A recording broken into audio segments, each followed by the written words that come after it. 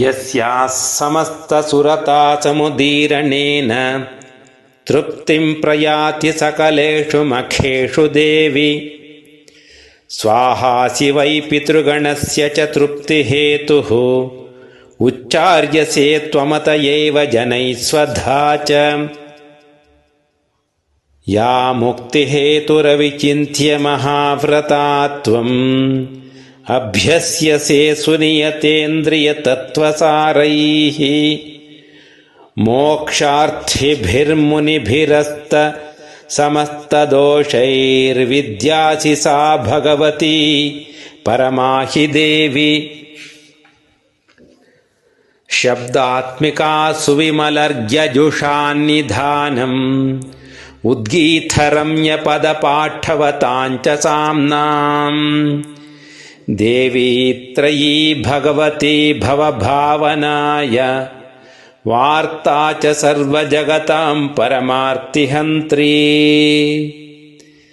मेधासि देवि विदिताखिलशास्त्रसारां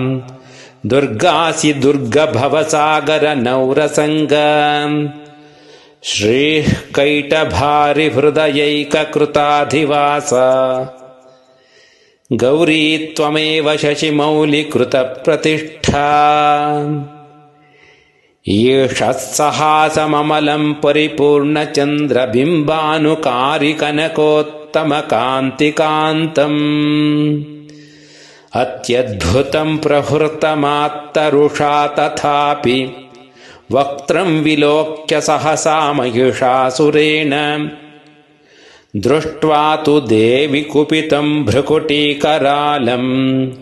उद्यच्छशाङ्कसदृशच्छवि यन्न सद्यः प्राणान्मुमोच महिषस्तदतीव चित्रम् कैर्जीव्यते हि कुपितान्तकदर्शनेन